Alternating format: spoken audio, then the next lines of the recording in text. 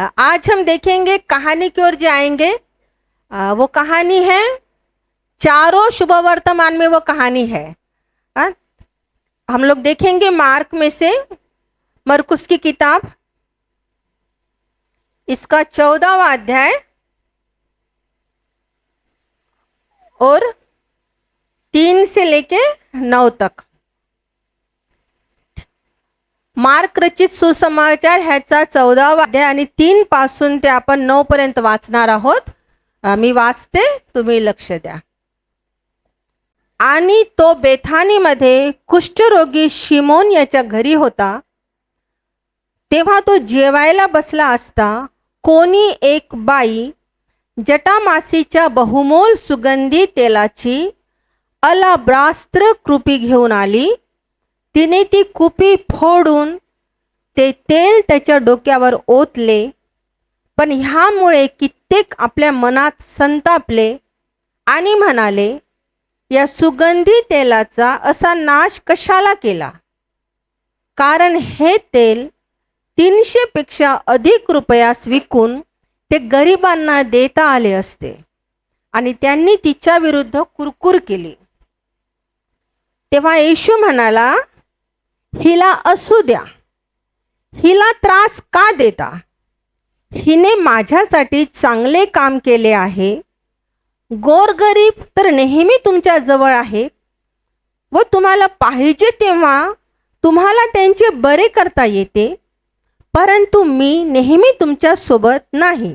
एकदा जोरदार टाळ्या त्या स्त्रीसाठी, एकदा जोरदार टाळ्या वाजवूया त्या स्त्रीसाठी की तिने असं काय अद्भुत केलं, तिने असं काय विशेष केलं की ज्यासाठी येशू म्हणतो कि तिला राहू दे, तिला त्रास देऊ नका। आणि तिचं हे कृत्य, उसकी यहाँ छोटी सी उसकी जो कहानी है वो सारी दुनिया में हर जगह बताई जाएगी। आमेन, हालेलुया। हम देखते उसमें क्या किया है। आणि तो बेथानी मध्ये कुष्ठरोगी शिमोन याच्या घरी होता। तेव्हा तो जेवायला बसला असता कोणी एक बाई, इथे लिहिले कोणी एक बाई जटामासीच्या बहुमोल सुगंधी तेलाची अलाबास्त्र कुपी घेऊन आली। कोण इंग्लिश मध्ये वाचू शकते हे लाईन? म्हणजे इथेच खूप महत्वाची गोष्ट आहे की सुगंधी तेल म्हणजे सुगंधी तेल नव्हतं, त्याला म्हणतात जगातलं सर्वात मौल्यवान असं अत्तर त्या ठिकाणी होतं। वाचत दादा। A woman came with an alabaster flask of ointment of pure nard, very costly, and she broke the flask and poured it over his head. Okay, मैं जब गूगल में इसको देख रही थी कि ऐसी क्या बात है, असं काय गोष्ट आहे या तेलामध्ये। एक अत्तरची कुपी ती घेऊन आली, एक अत्तरची बॉटल घेऊन आली। पण ती बॉटल जी होती ना, ती बॉटल अशी साधी सुधी बॉटल नव्हती। इवन ती बॉटल देखील जी होती, जी कुपी होती, ती पण एवढी महाग होती। एकदम म्हणजे कसं संगमरवर, आता संगमरवर मिळते पण त्या काळामध्ये खूप म्हणजे मुश्किल, अतिशय महागडी अशी ती बॉटल होती। आजकाल जसं ना ब्रँडेडला महत्व असतं, ब्रँडला महत्व असतं, तसं त्या काळात ती बॉटलच एवढी महागडी होती। आणि त्या बॉटल पेक्षा पण त्याच्या आत जे काही होतं ते त्याच्यापेक्षा पण किमती होतं। आता बघा, एखादं खूप महागडी असा ड्रेस आहे किंवा एखादं महागडी वस्तू आपण घेतलेली आहे आणि जर त्याचं जर आवरण जे असेल, त्याचं पॅकेट जे असेल, रॅपिंग जर ते असंच साधं सुधं असेल तर लोक त्याला घेतील का बरं? जेवढं महागडी वस्तू त्याचं ते पॅकिंग पण तेवढंच सुंदर असतं, आहे ना? तसेच जेव्हा म्हणजे किमती वस्तू ठेवण्यासाठी त्याचं जे आवरण असतं तो डब्बा देखील तेवढाच त्याला साजेसा तोला मोलाचा पाहिजे असतो, आहे ना? तसेच हे जे अत्तर होतं, हे अत्तर जे होतं ते इजिप्त देशामध्ये ह्या खूप लक्झरी म्हणजे कसं राजे महाराजे वापरायचे। सर्वसामान्य व्यक्तीच्या आवाक्या बाहेरचं ते होतं। सर्वसामान्य व्यक्तीच्या घरात ते अत्तर मिळू शकत नव्हतं। राजे महाराजे लक्झरी म्हणून ते अत्तर वापरायचे। आणि याचं दुसरं पण हे आहे की रिच्युअल प्युरिफिकेशन म्हणजे शुद्धतेसाठी, शुद्धतेच्या विधीसाठी, शुद्धीकरणासाठी ते अत्तर वापरलं जायचं. आणि तिसरं रॉयल अनॉइंटिंग ऑइल म्हणजे राजे महाराजांचा अभिषेक करण्यासाठी रॉयल अनॉइंटिंग ऑइल म्हणून त्या तेलाचा उपयोग व्हायचा. असं ते अतिशय किमती मौल्यवान असं अत्तर त्या कुपीमध्ये होतं. आणि कुपी माहिती कशा टाईपची होती ती? असं नाही की बॉटल उघडलं आणि वापरलं आणि पुन्हा थोडंसं वापरायचं आणि बंद करून ठेवून द्यायचं, असं नव्हतं. हां, आपल्याकडे अत्तर कशी असतात? आपण घेतो, फुसफुस करतो आणि ठेवून देतो. हां, खूप जर मौल्यवान वस्तू आपल्या घरी आहेत, आपण काय करतो? थोडीशी वापरतो, थोडी घेतो, यूज करतो आणि परत अगदी व्यवस्थित पॅक बंद करून तिला ठेवून देतो की पुन्हा पण वापरत आली पाहिजे. पण हे माहिती कसं होतं की जसे लहान लेकरं नाही का पहिले गुल्लक राहायचे, गुल्लकमध्ये पैसे साठवायचे मातीच्या, त्याच्यामध्ये पैसे भरले की ते गुल्लक फोडा आणि मग नंतर ते पैसे वापरा, मग दुसरा गुल्लक घ्या. तशी ही ती बॉटल होती. आणि त्या बाईने किती कष्ट करून आणि कशा रीतीने तिने पै साठवून, जसं आजकालच्या महिला किती पण घरकाम करणारी असो, किती पण गरीब असो, तुम्ही बघाल तिच्याकडे सोनं असतंच ना, 2 महिने तरी असतातच. कारण कसं त्या साठवतात पैसे, कसे पोटाला चिमटा घेऊन कसे करून पैसे साठवतात आणि सोनं विकत घेतात म्हणजे घेतात, आहे ना. त्यासाठी त्यांना किती पण कष्ट करावे लागले. एकदा एका भाऊने आम्हाला सांगितलं, मेरी बीवी बोले अगर खाना भी खा रही है और कोई कस्टमर आ गया तो प्लेट छोड़ के चली जाती. बोले दादा बोले आपको क्या बताओ उसने कितने कष्ट से ये गहने बनाए हुए हैं. म्हणजे स्त्रियांसाठी सोनं जमा करणं, सोन्याचे मणी घेणं खूप म्हणजे एक खूप म्हणतात त्याला जीवलग अशी गोष्ट असते. सोन्यात तिचं खूप मन असतं किंवा काय माहित नाही, आवडते. तसे ह्या स्त्रीने किती कष्टाने, किती मेहनतीने, किती पोटाला चिमटा घेऊन तिने ते अत्तराची ती कुपी घेतली असेल, विकत घेतली असेल. त्याच्यात ते तेल होतं, त्याच्यात ते अत्तर होतं. आणि ते काय केलं तिने जाऊन ज्या ठिकाणी येशू जेवायला बसला होता, आणि तुम्हाला सांगते तो खूप श्रीमंत व्यक्तीच्या घरी ती जेवणावळ होती आणि त्या ठिकाणी या स्त्रीला आमंत्रण नव्हतं. That lady was not invited there. ती बाई त्या ठिकाणी आमंत्रित नव्हती. कारण की आपण पाहतो लूकमध्ये जेव्हा ती स्त्री त्या ठिकाणी आली, लोक कुचबुच करायला लागले. अरे ही पापी बाई, ही कशाला इथे आली? अरे ती येशूच्या मागे जाऊन उभी राहिली. अरे ती येशूला स्पर्श करते आहे. येशूला समजत नाही का? अरे ही वेश्या आहे, ही व्यभिचारिणी आहे, ही पापी आहे आणि ही जाऊन येशूला स्पर्श करत आहे. विचार करा, किती मोठी हिम्मत घेऊन, किती काळजावर दगड ठेवून कशा रीतीने त्या ठिकाणी ती आली असेल. आणि येऊन तिने काय केलं? येशूच्या पाठीमागे उभी राहिली आणि तिने तिचं त्या अत्तरची कुपी फोडून टाकली. तेवढी महागडी ती बॉटल संगमरवराची ती फोडून टाकली आणि त्याच्यातून तिने ते अत्तर घेतलं, ते सुगंधित बहुमोल तेल घेतलं आणि ते येशूच्या डोक्यावर ते ओतलं अभिषेकाप्रमाणे. काही ठिकाणी असं दिलेलं की तिने येशूच्या पायांना ते लावलं आणि आपल्या केसांनी ते पुसलं. म्हणजे अश्रूंनी पहिले तिने येशूचे पाय धुतले, आपल्या केसांनी ते पुसले आणि त्याच्यानंतर तिने त्याच्यावर ते अत्तर लावलं. हे एक खूप मोठ्या अत्युच्च समर्पणाचं प्रतीक आहे. प्रभू मी एकदा तुला जे दिलं ते दिलं. प्रभू एकदा मी तुला समर्पण केलं ते केलं. आता नो टर्निंग बॅक. आता मला वापस फिरायचं नाही. आता काही हो, सब खतम. एकदा माहिती आहे जेव्हा ना एलियाने अलिशावर जेव्हा समर्पणात केलं त्यावेळेस अलिशा काय करत होता? अलिशा 12 बैलांची जोडी घेऊन त्याचं शेत नांगरत होता. आणि जेव्हा त्याच्यावर एलियाने येऊन त्याच्या अंगावरती तेल ओतलं की तू तू वेगळा केलाय, तुझं समर्पण करत आहे, तर त्याने माहिती काय केलं?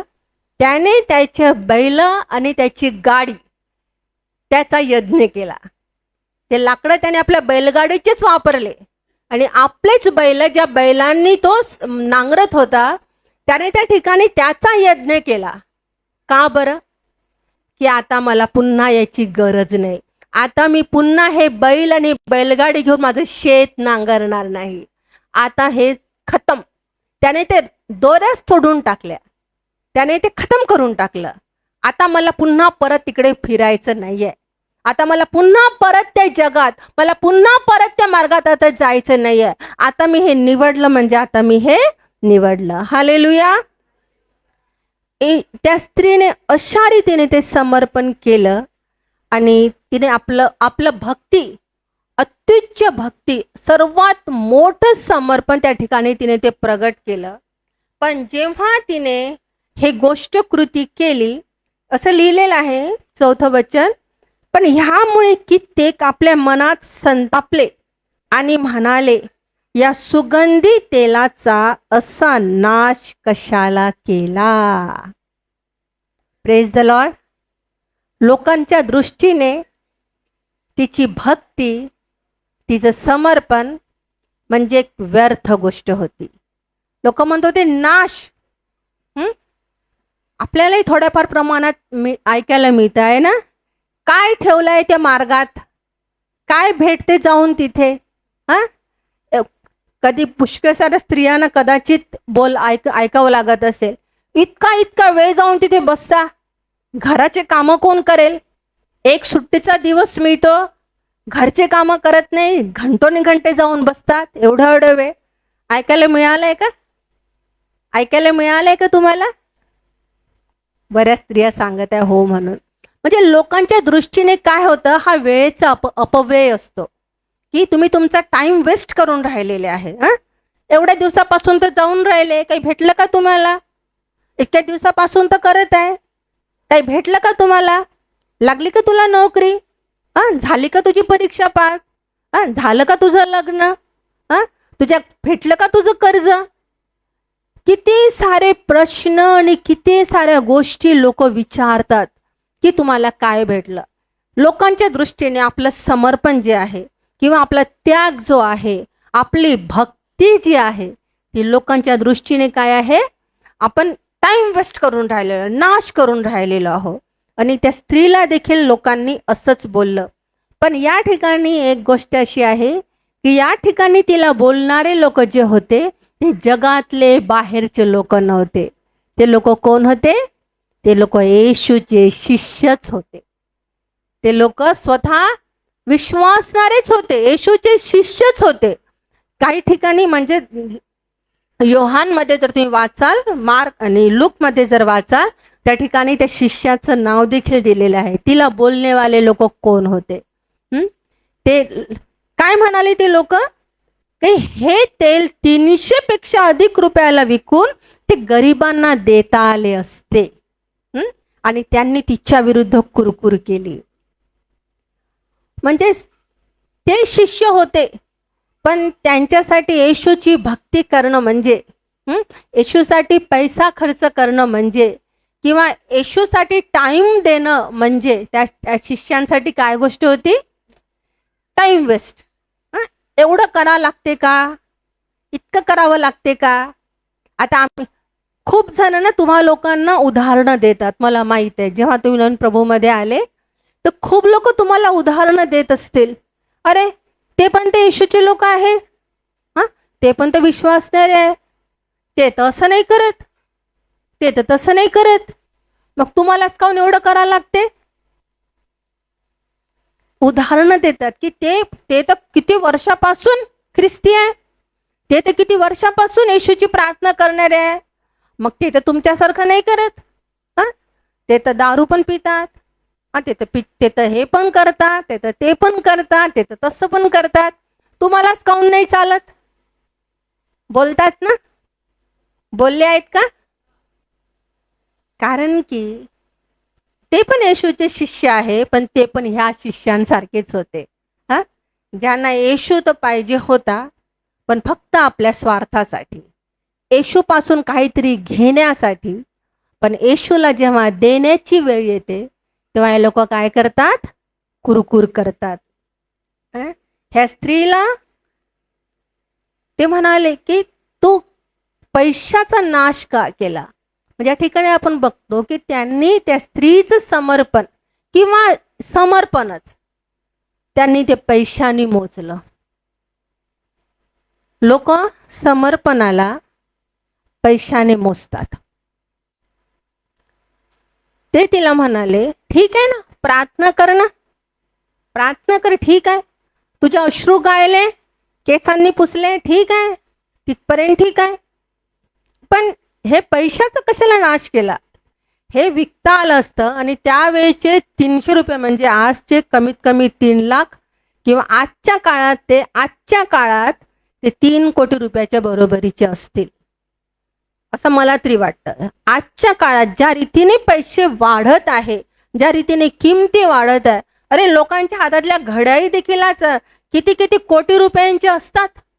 हा, श्रीमंतांच्या हातातल्या घड्याळी देखील 50-50 कोटी रुपयापर्यंत असतात. त्यांचा चहा देखील लाखो रुपयाचा असतो, कप, प्रत्येक गोष्ट. जर एवढं सुगंधी आणि एकदम म्हणजे काय म्हणतात त्याला, असं युनिक असं जे तेल होतं ते आजच्या काळामध्ये ॲटलिस्ट 3 कोटी रुपयाचं तर असेलच. आणि म्हणून त्यांचं मन दुखू लागलं मन. अरे, ओतून टाकलं, ओतून दिलं, फोडलं आणि टाकून दिलं. अरे, जे पचवायला किती जास्त जड गेलं असेल. आणि ते काय करू लागले, तिचं समर्पण पैशाने मोजू लागले. मी तुम्हाला सांगते, आपलं समर्पण हे इतकं बहुमूल्य आहे, इतकं मौल्यवान आहे, ते कोणत्याच पैशाने त्याची मोजमाप करता येत नाही. कोणत्याच पैशाने त्याची, कारण जसं येशूचं बलिदान होतं, येशूचं रक्त जे आमच्यासाठी सांडलं, त्या येशूच्या रक्ताच्या एका थेंबातल्या एका अणूची देखील किंमत मनुष्य चुकवू शकत नाही. थेंबामधला 1000वा भागही जरी आपण म्हटला, एका पाण्याच्या थेंबातला त्याचे 1000 तुकडे केले, त्याच्यातला एक तुकडा जरी म्हटलं की तू घे विकत, तुझी नोकरी दे, तुझं आयुष्यभराची पेन्शन दे, सगळं दे, PF दे आणि घे विकत, कोणी विकत घेऊ शकत नाही. एवढं ते अनमोल आहे. त्याप्रमाणेच येशू आमच्या समर्पणाकडे पण त्याच नजरेने पाहतो. Praise Lord, praise the Lord, praise the Lord. ज्याप्रमाणे येशूचं रक्त मौल्यवान आणि अनमोल आहे, त्याचप्रमाणे आम्ही येशूला जे समर्पण करतो, आम्ही येशूवर जी प्रीती करतो, आम्ही जी भक्ती येशूसाठी दाखवतो, येशूसाठी त्याची किंमत कोणी कल्पना करू शकत नाही. सर्वात मौल्यवान अशी गोष्ट आहे. येशूवर प्रेम करणारे लोक म्हणा हालेलुया, हालेलुया. नसू दे लोकांना तुमच्या समर्पणाची किंमत, नसू दे लोकांना तुमच्या भक्तीची किंमत. लोक त्याला पैशाने मोजतात. लोक असतात जे आपलं समर्पण पैशाने मोजत नाही. त्यांच्या जीवनात देव म्हणतो की मी आकाश कपाटे खोलून तुमच्यावर आशीर्वादांची वर्षा करतो की नाही, त्यासाठी माझी प्रचिती पहा. Hallelujah, praise the Lord. जेव्हा आम्ही अमरावती शहरामध्ये आलो, जेव्हा अमरावती शहरामध्ये आलो तेव्हा आम्ही एका ॲटोमध्ये आमचं सामान आणलं. आमचं घर पूर्ण रिकामं होतं. कालच मी माझ्या बाळाला सांगत होती, माझ्या मुलाला, की म्हणजे आमच्या गोष्टी निघाल्या की खाली झोपलं तर पाठ दुखते, अंग दुखते. मी त्याला म्हटलं हो, म्हटलं बाळा, पहिले कधी एखाद्या वेळेस मला चुकीने खाली झोपायचा प्रसंग आला. लग्नाच्या पहिले सकाळी माझी पाठ अकडून जायची. पण म्हटलं लग्न झाल्यापासून 15 वर्ष मी खाली झोपलेली आहे. म्हटलं आता माझ्यासाठी याने गादी ऑर्डर केली, जी याची ऑर्थोची गादी असते. महागाची गादी आहे. म्हणतो मजा येते ना गाडीवर झोपायला द्या. मजा येते. मी म्हटलं 15 वर्ष मी जमिनीवर झोपलेली आहे आणि आता देवाने मला अशी गादी दिलेली आहे. Praise the Lord. तर जेव्हा आम्ही अमरावती शहरात आलो, स्वतःचं घर होतं बरं आमचं, तर आम्हाला किराया द्यायची भानगड नव्हती. आणि स्वतःचं घर असल्याने काही गोष्टीची नव्हती. आपण जेव्हा आम्ही इथे आलो तर आम्हाला किराया पण द्यावा लागला घराचा. आम्ही सायकल पण नव्हती आमच्याकडे. आम्ही जेव्हा इथे या ठिकाणी आलो, आम्हाला एका भावाने सायकल दिली जुनीवाली त्याची. मग ती सायकल पण चोरीला गेली एक दिवस. रिकामं घर. हसायचे लोक, शेजारबाजाचे यायचे तर हसायचे, तुमच्या घरात सामान का नाही आहे. आणि आज माझ्या घरात एवढं सामान आहे, चालायला जागा नाही आहे. जे प्रभूला पूर्ण मनाने समर्पण करतात, प्रभू त्यांच्या समर्पणाची किंमत करतो. प्रभू तुमच्या समर्पणाची किंमत करतो. आज तुम्ही प्रभूसाठी जो काही त्याग करत आहे, कशाचाही असो, कशाचे, तुमच्या अभ्यासाच्या वेळेचाही जर तुम्ही त्याग करत आहे, तुम्ही तुमच्या नोकरीत ओव्हरटाईम करत नाही आहे, तुम्ही कोणत्या पण गोष्टीचा त्याग करत आहे. माझं दुकान बंद ठेवून मी आली, माझं काम बंद मी ठेवलं, मी हे नाही केलं, मी ते नाही केलं, मी पैसे खर्च करून, मला पुष्कळ जण या ठिकाणी ज्यांना 3-3 ॲटो चेंज करून यावं लागतं, कोणी बाहेरगाववरून येतं. पण जेव्हा तुम्ही अशा रीतीने त्याग करून येता, लोक नावं ठेवतील, लोक हसतील, लोक बोलतील, पण तुमची ती एक एक समर्पणाची कृती आहे ते देवाच्या कुपीमध्ये जमा होत आहे. हालेलुया. ते देवाच्या कुपीमध्ये जमा होत आहे. जसे आमचे अश्रू देवाच्या कुपीमध्ये, ह्या अलाबास्त्र संगमरवराच्या अखंड कुपीमध्ये एक मौल्यवान वस्तूप्रमाणे जतन करून ठेवली जाते, त्याप्रमाणे आमचं एक एक समर्पण, आमच्या प्रेमाची एक एक कृती जी आपण प्रभूसाठी केलेली आहे, ते प्रभूच्या त्या मौल्यवान कुपीमध्ये जमा केलेलं आहे. प्रियांनो, प्रेज द लॉर्ड. हसू द्या जगाला तुमच्यावर, ठेवू द्या लोकांना तुम्हाला नावं. एवढ्या उन्हाचं काय करावं लागते, इतक्या उन्हात जातात का, असं करतात का, तब्येत खराब असताना जावं लागते का, छोट्या छोट्या लेकरांना न्यावं लागते का, मग एवढा दशमांश द्यावा लागतो का. पैशासाठी तो हिशोब ठेवणारे लोक खूप असतात, कारण ते स्वतः समर्पण करत नाही, स्वतः त्याग करत नाही. आणि जे करणारे असतात ते त्यांना हिशोब लिहून दाखवतात, ते त्यांना हिशोब सांगतात. आम्ही सांगत नाही, आमच्याकडून प्रत्येक गोष्ट येते. पण ज्यांचं स्वतःचं जेव्हा मन नसतं ना प्रभूसाठी काही करायचं, प्रभूला काही द्यायचं, प्रभूच्या सेवेमध्ये सहभागी होण्याचं, असे असतात, आम्हाला वेळ मिळाला तर आम्ही जाऊ, आम्हाला वेळ मिळाला तर आम्ही करू. अरे वेळ कधीच कोणाला मिळत नाही, तो वेळ काढावा लागतो. त्याला त्याग म्हणतात. त्याला त्याग म्हणतात. समर्पणाचं दुसरं नाव आहे त्याग. समर्पण म्हणजे फक्त असं नाही की ओ देवा मी आपले हात वर केले समर्पण करत आहे, मी डोळे बंद करून आराधना करताय म्हणजे मी समर्पण केलं. खूप लोकांना असंच वाटतं की समर्पण म्हणजे काय, चर्चमध्ये दोन्ही हात वर करून माझा देवा मी तुला समर्पण करत आहे. कधी कधी आपण 2 अश्रू पण गाळतो. पण प्रियांनो, त्याला समर्पण म्हणत नाही, त्याला शब्द म्हणतात. त्याला शब्द म्हणतात. समर्पण कशाला म्हणतात, त्याग. जो त्याग आपण प्रभूसाठी करतो, कशाचे असो, तुमच्या फिलिंगचा कधी कधी त्याग करावा लागतो, तुमच्या भावनांचा त्याग करावा लागतो, तुमच्या वेळेचा त्याग करावा लागतो, तुमच्या अभ्यासाच्या वेळेचा त्याग करावा लागतो, तुमच्या ओव्हरटाईमचा त्याग करावा लागतो, तुम्हाला त्या दिवशी तुमच्या बिझनेसमध्ये मिळणाऱ्या नफ्याचा त्याग करावा लागतो, तुम्हाला तुमच्या पाठीमागे बोलणाऱ्या लोकांचे ते जहरी शब्द तुम्हाला ऐकून घ्यावे लागतात विनाकारण चुपचाप रीतीने. तो देखील एक समर्पणाचा भाग आहे. आणि जेव्हा तुम्ही अशा रीतीने त्याग करता, जेव्हा अशा रीतीने समर्पण करता, तर तुमचं समर्पण देवाच्या त्या अलाबास्त्र कृपीमध्ये जमा केले जाते. त्या लोकांची भक्ती वरवरची असते, आणि दुसऱ्या कोणी जर जास्त भक्ती दाखवली तर ह्या लोकांना संताप येतो. हे जे बोलणारे लोक आहे. आता एक उदाहरण सांगते. काही लोक दशमांश टाकत नाही. जस्ट एक्झाम्पल, पहिले टाकायचे, आता का नाही टाकत? कोणीतरी त्यांना समजावलं असतं की दशमांश कसा टाकायचा. पहिले तुमची जी मुद्दल आहे ती बाजूला काढायची, मग त्याच्यानंतर तुमचं जायचं यायचं भाडं बाजूला काढायचं, मग त्याच्यानंतर तुमच्या घरात लागणारे सर्व खर्च बाजूला काढायचे, त्याच्यानंतर जर तुमच्या हातात काही उरत असेल तर मी त्याच्यातून मग थोडं द्यायचं. म्हणजे कारण ते स्वतः तशी करतात. समजलं का? देवाने दशमांश काय सांगितलं कसा द्यायचा? जेवढी तुमची सर्व कमाई आहे त्याचा 10वा भाग तुम्ही प्रभूला द्या.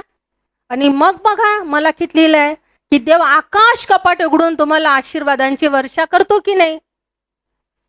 लोकांना म्हणजे लोक काय करतात, ही छोटीशी गोष्ट आहे ना ती द्यायला कुरकुर करतात.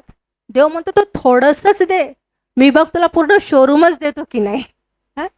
तू तुझ्यासाठी तुझा आयफोन, माझा तर आयफोन नाही आहे म्हणा, तुझं छोटीशी तुझे मोलवान, तुझ्यासाठी जी मोलवान आहे ती छोटीशी वस्तू तू माझ्यासाठी त्याग करायला मागे पुढे पाहतायच. तुझ्यासाठी अरे बापरे, मी किती कष्टाने पैसे जमा करून घेतलं, किती कष्ट लागले मला हे घ्यायसाठी, हे सोन्याचे 2 मणी करायसाठी मला किती कष्ट लागले, आणि आता भवन बांधायचं आहे. देवाचा आत्मा म्हणताय देऊन टाक बेटा. तुझ्या गळ्यात हे नकली आहे, कोणीतरी मला ताईने गिफ्ट केलं होतं चर्चच्या, तुझ्या गळ्यातलं हे जे आहे ना सोन्याची वस्तू ती देऊन टाक. आत्मा सांगत आहे देवा किती कष्ट केले मी हे करायला, किती कष्ट केले, जेवली नाही काही नाही, मर काम केले, लोकांच्याकडे धुणे भांडे केले, आणि आता हे देऊ. पण मला माहित आहे काही लोकांनी एकही शब्द विचार न करता, कशाचाही विचार न करता, त्यांच्याकडे जेवढं होतं नव्हतं तेवढं त्यांनी, जेव्हा आपण ही जागा घेतली, जेव्हा आपण हे भवन बांधलं, यातले काही लोक आहे काही लोक नाही आहे, पण आम्हाला सगळ्यांचं समर्पण माहीत आहे. ज्या लोकांनी हे देऊन टाकलं देवाने त्यांना कितीतरी पटीने जास्त आशीर्वादित केलेला आहे. किती लोकांनी अनुभव घेतलेला आहे हा. Praise the Lord, praise the Lord. आम्ही ते विसरूनही जातो. आजच काल बोलता बोलता गोष्ट निघाली, एका आजीची मी आठवण सांगत होती संजीवनला, अनिकेत बसलेला होता. कोण ग म्हटलं, अरे ती तुला अंगठी पाठवली होती म्हटलं सोन्याची, ती आजी. तू कुठे गेली ती अंगठी? अनिकेत म्हणतो की गेली बेटा, ती भंडारातच गेली कधीतरी. तो आम्ही जेव्हा प्रभूसाठी देतो म्हणजे हिशोब न ठेवता, आठवण न ठेवता जस्ट देऊन टाकतो. आपण आठवण ठेवत नाही, आपण हिशोब ठेवत नाही, पण प्रभू हिशोब ठेवत असतो. प्रभू काय म्हणतो, ज्या मापाने तू दिलेला आहे त्या मापाने तुला परत केले जाईल. त्या मापाने नाही जे जगातलं माप आहे. प्रभूचं माप कसं आहे की तू एक दाना पेरत आहे ना, मी तुला त्या एका दाण्याचे कितीतरी कणीस तुला देईन. जो दाना तू जमिनीत पेरलाय, जे बीज तू पेरलाय मक्याचं, जेव्हा त्याचं पीक येईल तर एका दाण्याचं एक पूर्ण कणीस तयार होतं आहे ना, आणि त्या एका कणसातून किती दाणे निघतात, आणि परत त्या दाण्यांचे किती दाणे निघतात. देवाचा हिशोब असा आहे. तू एक दाणं पेर, तू तुझ्या हिशोबाने पूर्ण दे, मी माझ्या हिशोबाने पूर्ण देईन. तू जेवढं समर्पण केलं तेवढंच माझ्याकडून तुला परतफेड. तेवढं नाही, मनुष्याच्या हिशोबाने नाही. समजत आहे का तुम्हाला बहिणींनो? झोपू नका. समजत आहे तुम्हाला? आपल्यासाठी 1 रुपया, पण देवासाठी ते 1 रुपयाचे कितीतरी हजारो लाखो करोडो रुपये देव आपल्याला परत देतो. Praise the Lord. पण केव्हा? आपल्या समर्पणाच्या हिशोबाने. Praise the Lord. प्रभू म्हणतो ह्या लोकांना, गरीब तर नेहमीच तुमच्या जवळ आहेत, पण मी नेहमी तुमच्या जवळ नाही. तुम्ही गरिबांना केव्हाही मदत करू शकता. एक खूप दुर्दैवाने सांगायची गोष्ट आहे, प्लीज कोणी वाईट वाटून घेऊ नका, पण कधी कधी लोक असे म्हणतात की आम्ही जर कोणी गरीब दिसताना आम्ही त्यांना हेल्प करू, गरिबांना आम्ही देऊ. पण चर्चला आत्ताच तर दिले होते, ह्याच्यासाठी दिले, त्याच्यासाठी दिले, त्याच्यासाठी दिले. आता हा आहे बरं, तुमच्याकडे आहेत हां, पण कधी कधी असं वाटतं की हे चर्चमध्ये सारखे मागतच राहतात, काही ना काही निघतच राहतं. त्यापेक्षा मी गरिबांना देतो. मी कधी कधी बघते, मी आश्चर्य करते, दादांनी एखादी पोस्ट टाकली की या व्यक्तीला गरज आहे, आपली मंडळी भरभरून देणारी मंडळी आहे, त्यासाठी खरंच कौतुक, मनापासून कौतुक. कधी कधी मी म्हणते की अहो, आत्ताच लोकांनी एवढं दिलं ना, आत्ताच ख्रिसमस झाला, आत्ताच हे झालं, आता मी परत कशाला अनाऊन्स करत आहे. नाही ग आशू, त्या व्यक्तीला गरज आहे ग, तो जन्मभर चालू शकणार नाही. हां, असं असं होईल. तर आपण आपण प्रेम केलं पाहिजे, आपण दया केली पाहिजे. म्हणजे ओके, ठीक आहे. तर लोक पण देतात, पण देवाला ना ही मेंटॅलिटी आवडत नाही. देवाला तुमच्या देण्याविषयी काही प्रॉब्लेम नाही, द्या, जरूर द्या, गरिबांना नेहमीच दिलं पाहिजे.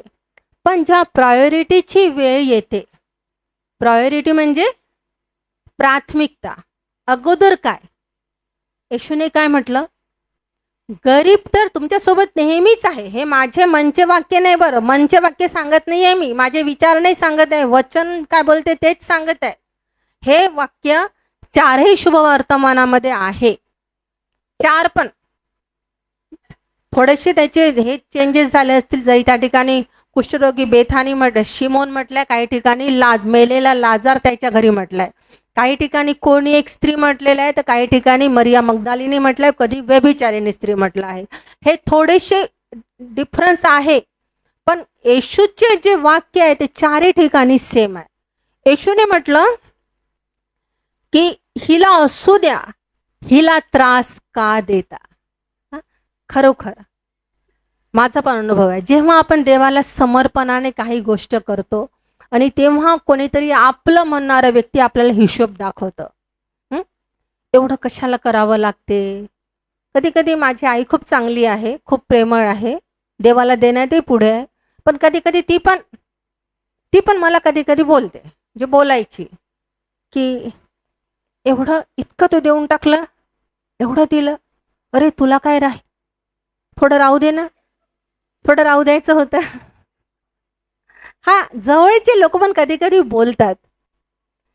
ज्यावेळेस मला पहिला पगार मिळाला, जेव्हा मी जॉब करत होते, आमच्या मॅडमने सगळ्यांना पगार दिला आणि तिने प्रत्येकाला विचारलं की तुम्ही काय करणार आहे पगाराचं. मग ज्या बाहेरगावच्या मुली होत्या त्या म्हणे आम्ही घरी पाठवू, कोणी म्हणे हे करू, कोणी म्हणे ते करू. मला विचारलं तू काय करणार. मी म्हटलं मी एवढा हे पूर्ण चर्चमध्ये देणार.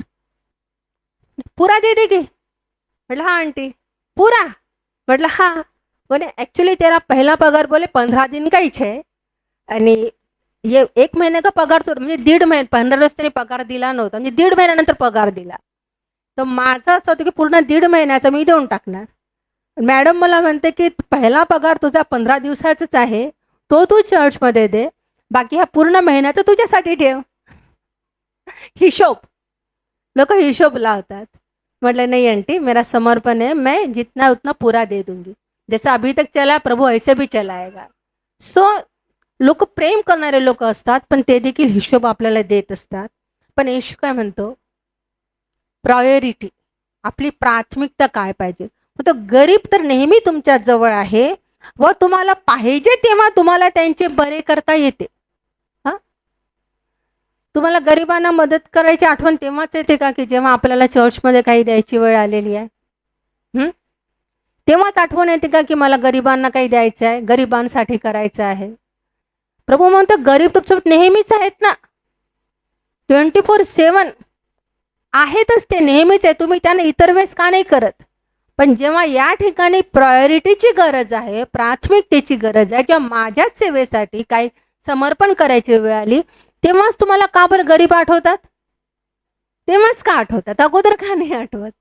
तर या ठिकाणी प्रभू म्हणतो की गोर गरीब तर नेहमी तुमच्या जवळ आहेत, व प्रायोरिटी की तुम्ही कोणत्या गोष्टीला जास्त महत्त्व दिलं पाहिजे. Praise the Lord. त्याच्यावर विचार करा, तुम्हाला अजून समजेल. तिसरी गोष्ट प्रभूने याच्यातून सांगितलेली आहे, आणि मी तुम्हाला तिला जे करता आले ते तिने केले, तिने पुरण्यासाठी माझ्या शरीराला अगोदरच तेल लावून ठेवले आहे. हिंदी में पढ़ो बेटा. जो कुछ वह कर सकी उसने किया. उसने मेरे गाड़े जाने की तैयारी में पहले से मेरे देह पर इत्र मला है. ओके. ही जी घटना घडली, थोडेसे मला लोक जरा गरमीने सुस्तावल्यासारखे दिसत आहे. ही घटना कधी घडली? हा, कोणी वाचलेलं आहे का? येशूने पृथ्वीवर 3.5 वर्ष सेवा केली. 3.5 वर्ष. 33 वर्ष असताना येशू मरण पावला. तर ही जी घटना घडली कधी घडली? पहिले घडली का? कधी घडली? शेवटी म्हणजे 6 दिवस अगोदर. येशूच्या मरण्याच्या जवळपास 6 दिवस अगोदर ही घटना घडली. तेल लावलं. त्या ठिकाणी यहुदा इस्करियोत येशूला म्हणाला, कारण लिहिलंय की तो चोर होता यहुदा, त्याच्याकडे थैली होती. त्या थैलीमध्ये तो येशूसाठी जे पैसे यायचे, लोक जे डोनेशन द्यायचे, लोक सेवेसाठी जे काही द्यायचे, तो त्याच्यातले जमवून आपल्या थैलीत टाकायचा. तुम्ही योहान 12 मध्ये ही स्टोरी वाचू शकता. तर तो ते पैसे टाकायला चोरायचा, देवाच्या भांडारातले पैसे चोरायचा आणि तो स्वतःच्या खिशात टाकायचा. आणि म्हणून तो त्या स्त्रीला म्हणाला की 300 रुपयापेक्षा जास्त पैसे आले असते आणि आपण ह्याचा उपयोग गरिबांना काही देण्यासाठी केला असता, तर म्हणून तो तिला कुरकुर करून तिला रागावला. तर हा यहुदा इस्करियोत याच घटनेच्या नंतर येशू एका ठिकाणी शेवटले वलांडनाचे भोजन घ्यायला गेला आणि तिथे मग त्याने येशूला वाटाघाटी केल्या येशूला पकडून देण्यासाठी. तर ही घटना येशूला पकडून देण्याच्या 6 दिवस अगोदर घडलेली आहे. इथे लिहिलेलं आहे. अच्छा नाही, 2 दिवस. तुम्ही 14:1 वाचा मार्क्स. 2 दिन के बाद फसह और अखमीरी रोटी का पर्व होने वाला था.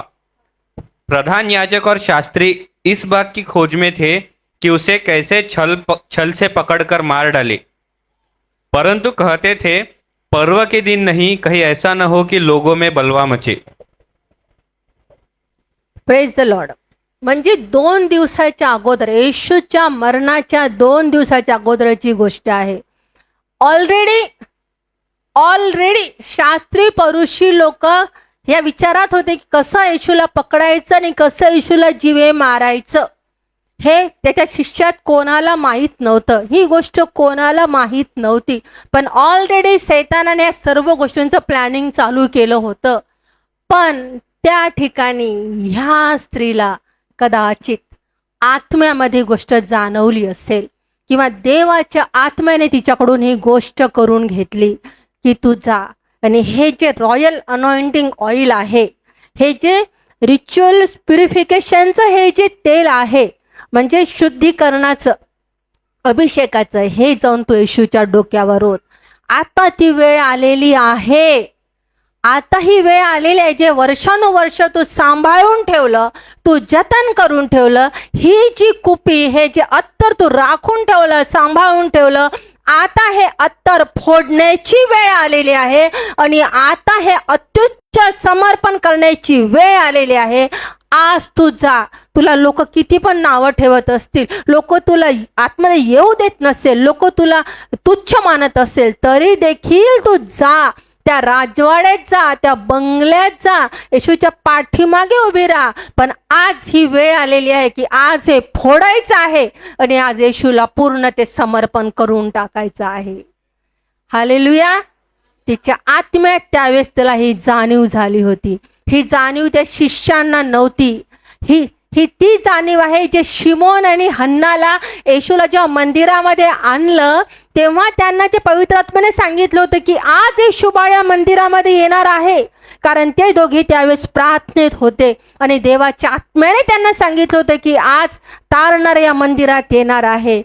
तसं ह्या स्त्रीला आत्म्यात ही गोष्ट समजली होती की आता ही वेळ आलेली आहे, आता ही वेळ आलेली आहे, माझं सर्वोच्च समर्पण प्रभूला करण्याची वेळ आलेली आहे. आता सगळ्यात मौल्यवान जे काही माझ्याकडे आहे ते मला प्रभूला अर्पित करण्याची वेळ आलेली आहे. आणि ती गेली आणि तिने लोकांच्या निंदेकडे सगळीकडे दुर्लक्ष केलं आणि येशूला समर्पण केलं. Praise the Lord. आज प्रियांनो, आज तुमच्यातील किती लोकांना ही जाणीव आहे की येशूचं दुसरं आगमन देखील जवळ आलेलं आहे. ती वेळ होती जेव्हा मरियेने समर्पण केलं, ते येशूला क्रुसावर क्रुसिफाय करण्याचं ती वेळ आली होती. येशूच्या बलिदानाची ती वेळ होती आणि त्यावेळेस त्या स्त्रीने येशूच्या मृत्यूचं प्रतीक म्हणून तिने त्यावेळेस ते बलिदान केलं होतं. सगळेजण इकडे लक्ष द्या, सगळेजण इकडे लक्ष द्या. ज्याप्रमाणे त्या स्त्रीला ही चाहूल लागली होती की येशूचं बलिदान होणार आहे, काय आज देवाच्या भक्तांनो, तारण पावलेल्या लोकांनो, पवित्र आत्मा मिळालेल्या लोकांनो, मेघा, काय आज तुम्हाला ही चाहूल लागलेली आहे काय? काय आज तुम्हाला ही चाहूल लागलेली आहे का? चाहूल म्हणजे येणाऱ्या गोष्टी ज्या अगोदर समजतात आतमध्ये. क्या तुमको इस बात की खबर है की प्रभू येशू मसीहचं दुसरं आगमन खूप जवळ आलेलं आहे? किती लोकांना ही परिस्थिती बघून ही गोष्ट जाणवत आहे की बस तो समय आलेला आहे, ही वेळ आलेली आहे की आता येशूचं दुसरं आगमन होणार आहे. काय तुम्ही त्याची तयारी करत आहात का? काय तुम्ही तुमची तयारी करत आहात का येशूच्या दुसऱ्या आगमनाची? त्या स्त्रीने तयारी केली बरं. ती गेली, तिने आपलं जे सगळ्यात अनमोल होतं ते तिने येशूच्या पायावर ओतून दिलं. येशूने काय म्हटलं की तिने पुरण्यासाठी माझ्या शरीराला अगोदरच तेल लावून ठेवले आहे. आणि मी तुम्हाला खचित सांगतो, सर्व जगामध्ये जेथे कोठे शुभवर्तमान गाजवले जाईल तेथे ह्या बाईने जे केले आहे तेही तिच्या आठवणीसाठी सांगितले जाईल. काय तेव्हा येशूचं दुसरं आगमन होईल, काय आमचंही समर्पण येशू असंच आठवण ठेवेल का हो? काय तुम्ही तुमचं संपूर्ण समर्पण देवाला करायला तयार आहात? हे आपलं जे शरीर आहे, हे ती अनमोल कुपी आहे, संगमरवराची अलाबास्त्र कुपी जी आहे. आणि ह्याच्या आत जो आमचा आत्मा आहे, ह्याच्या आत हा जो आमचा आत्मा आहे ते सुगंधित तेल आहे. ह्याला बायबलमध्ये अरोमा शब्द दिलेला आहे. बहुमूल्य अत्तर, सुखदायी सुगंध, जो देवाच्या आत्म्याला सुखदायक असा आहे अरोमा. काय तुमच्या आत्म्यामध्ये तो सुखदायी सुगंध तयार आहे का? जेव्हा हे तुमचं शरीर फोडलं जाईल, जेव्हा तुमचं हे शरीर नष्ट केलं जाईल आणि जेव्हा त्याच्यातून ते सुगंधित तेल बाहेर पडेल, एकदा फोडल्यावर परत जोडता येणार नाही, खतम, एंड. काय तुमचा आत्मा तो देवाला तो सुखदायी सुगंध देईल का? का देवासाठी तो आत्मा तेवढा बहुमूल्य राहील का? काय तुम्ही तुमच्या आत्म्यामध्ये जतन करून ठेवलेलं आहे? त्या स्त्रीने त्या कुपीमध्ये जगातलं सर्वात बहुमूल्य तिची प्रीती, तिचं समर्पण, तिचा त्याग त्या ठिकाणी तिने जतन करून ठेवला होता. आज जेव्हा तुमचं शरीर फोडलं जाईल, जेव्हा तुमच्यातली आतली गोष्ट प्रभूच्या चरणावर ओतली जाईल, काय ती तुमच्या प्रभूला एक सुखदायक सुगंध राहील का? समजत आहे तुम्हाला? थोडं विचार करा. आज येशूच्या येण्याचा तो दिवस आहे. येशू त्या ठिकाणी आहे आज जेव्हा तुम्ही प्रभूला आपलं सर्वोच्च अर्पण करत आहे, देवासाठी सर्वोच्च अर्पण तुमचा पैसा नाही आहे प्रियांनो, तुमचा दशमांश नाही आहे. हा, प्रभूसाठी समर्पण काय आहे? तुमचा आत्मा, आत्म्याचे फळ काय? जेव्हा ती कुपी फोडली जाईल, हा, जेव्हा ती कुपी फोडली जाईल, जेव्हा आमचं शरीर फुटलं जाईल आणि जेव्हा आत्मा बाहेर निघेल, काय तुमचा आत्मा देवासाठी एक सुखदायी सुगंध, एक अरोमा फैलावणारा राहील का? काय देव खुश होईल? देव तुमच्या भक्तीने, तुमच्या त्यागाने, तुमच्या समर्पणाने काय देव असा आनंदित होईल? एक विचार करा. जर नसेल, अजूनही तुमच्या आत्म्यामध्ये, कुपीमध्ये बहुमूल्य काही नाही भरलेलं आहे, जगातला कचरा, काडी कचरा, जगातली घाण जर भरलेली आहे, मी तुम्हाला सांगते, येशूचं दुसरं आगमन निकट आहे. तुम्हाला देवाला समर्पण करण्याची वेळ आलेली आहे. अचानक ती वेळ येईल तर काय अर्पण कराल प्रभूला? काय देणार तुम्ही प्रभूला? प्रभू याने मला असं केलं, प्रभू तिने मला तसं केलं, प्रभू त्या माझी तसा वागला. काय ही घाण प्रभूच्या समोर होताल का? नाही प्रभू, मी खूप प्रयत्न केला, प्रभू मी खूप प्रयत्न केला प्रभू, हे पाप सोडण्याचा, हे व्यभिचार सोडण्याचा, हे नातं सोडण्याचा, ही माझ्या जीवनातला राग, मला येणारा राग, मला येणार माझ्यातला आळशीपणा, माझा अहंकार, माझी चिडचिड, प्रभू मी खूप प्रयत्न केला प्रभू, पण मला तू जाणतो प्रभू, मी माती आहे, मी कमजोर आहे. प्रभू तू ठीक आहे, मला माहित आहे तू माती आहे, तू कमजोर आहे, तू वीक आहे, पण माझं सामर्थ्य तुझ्या अशक्तपणात तुला पुरेसं आहे ना, मी आहे ना तिथे. आज ही वेळ आहे प्रियांनो, मला माहित नाही किती दिवस बाकी आहे, कारण स्थिती अशी आहे जगामध्ये, युद्ध ऑलरेडी सुरू झालेलं आहे. येशूने एकच खून दिली शेवट होण्याची, की जगात सर्वत्र सुवार्ता गाजवली जाईल आणि त्याच्यानंतर माझं येणं होईल. येशूचं येणं कसं होईल? अकस्मात, चोरासारखं, कोणी कल्पना करणारे अशा वेळेला येशू येणार आहे. आणि ती वेळ कधी येईल, ती टाइम फक्त बापाला ठाऊक आहे. आणि आज जर ती वेळ आली, लक्षण आहे काय? जेव्हा तुमची कुपी फुटली जाईल, त्याच्यातून काय सुगंध बाहेर येईल का? काय तो येशूला मान्य होईल? येशूसाठी तो सुगंध सुखदायक राहील का? की घाणच बाहेर निघणार? गर्वाची, अहंकाराची, अक्षमेची, चिडचिडीची, कुरकुरीची, लोभाची. आज प्रियांनो, खरंच तुम्हाला वेळ देते मी. आज पुन्हा एकदा ह्या गोष्टीवर विचार करा, ह्या संदेशावर विचार करा. त्या स्त्रीने तिला जाणीव झाली की येशूला आता जायची वेळ आली आहे. त्यावेळेस तिने ते अत्युच्च समर्पण केलं, पूर्णपणे शेवटी फोडून टाकलं. आता मला याच्यात पुन्हा काही जमा करायचं नाही आहे, झाली, टाइम झालेला आहे, आता हे फोडायचा. आपलाही टाइम झालेला आहे प्रियांनो, येशूच्या दुसऱ्या येण्याचा. जग हसू द्या ना तुम्हाला, बोलू द्या ना जग तुम्हाला. ते स्वतः करते म्हणून तुम्हाला बोलतात.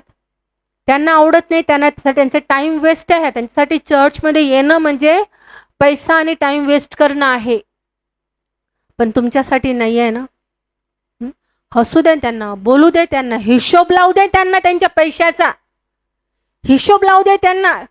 आज संडे चर्चला नाही गेलं तर माझा किती पैसा कटणार, माझं किती नुकसान होईल,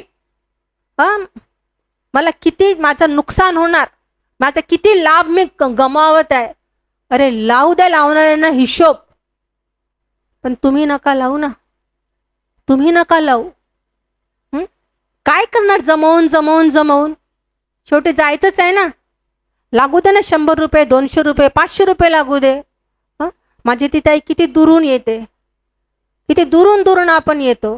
हो, पेट्रोलच्या किमती वाढणार आहे, वाढलेल्या आहे. अरे वाढू द्या ना, प्रभू तुला प्रोव्हाइड करेल, प्रभू देईल तुला पेट्रोल. पेट्रोल वाढलं म्हणून तू घरी राहणार आहे का? हं?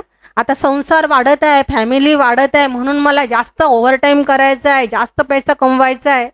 अरे शेवटी जे तुम्हाला लागेल ते झोपेतही देणार तुमचा प्रभू तुमच्या सोबत आहे ना. हा, झोपेतही देईल तो. काही गरज नाही एक्स्ट्रा कष्ट करायची. करा, जरूर करा, पण संडेच्या दिवशी करू नका.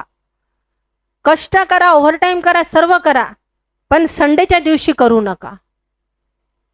कारण जेव्हा हे शरीर मोडलं जाईल, येशूचं शरीर मोडलं गेलं, आमचं शरीर देखील तोडलं जाईल आणि त्याच्यामधून जे काही आमच्या आतलं बाहेर निघेल ते देवाला एक सुखदायी सुगंध देणारी गोष्ट राहू दे.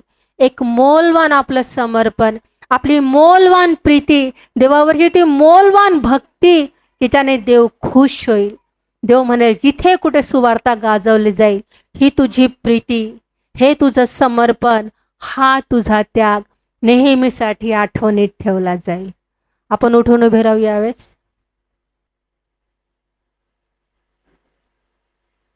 करा प्रियानो, करा प्रियानो, प्रभूला समर्पण करा. म्हणा प्रभू, आज मी आपलं समर्पण तुला करत आहे. या गोष्टी तुम्हाला इतर कोणी सांगणार नाही. ह्या गोष्टी तुम्हाला दुसऱ्या संदेशामध्ये मिळणार नाहीत. हे कोणीतरी पंजाबचा आणि बंगालचा आणि कुठला तरी लखनौचा कुठला देवाचा सेवक तुम्हाला या गोष्टी सांगणार नाही.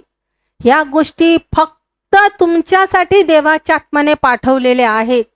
हा जो संदेश आहे फक्त रोहीच्या चमरावतीसाठी पाठवलेला आहे, तुमच्यासाठी आहे. कारण तुम्ही देवाची निवडलेली प्रजा आहात. तुम्ही देवाची निवडलेली प्रजा आहे. तुमचं समर्पण प्रभूच्या पुढे आहे.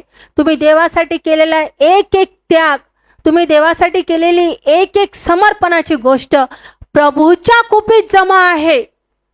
प्रभूच्या कुपीत जमा आहे.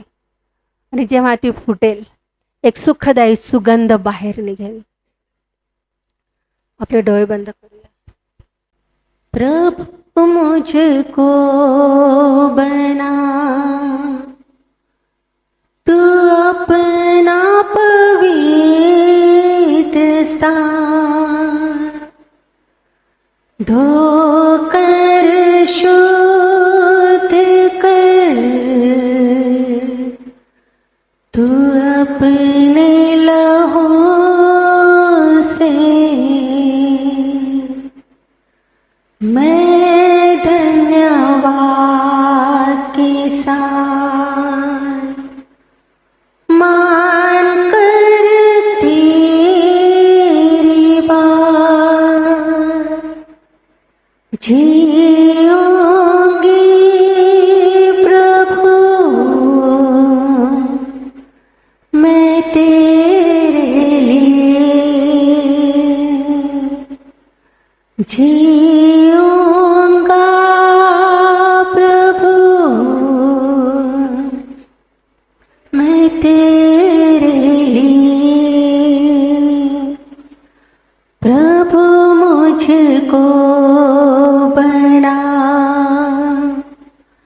तू अपना पवित्र स्थान, धोकर शुद्ध कर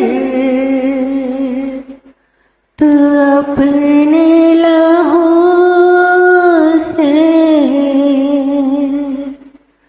मैं धन्यवाद के साथ मान कर तेरी बात जीऊंगी प्रभु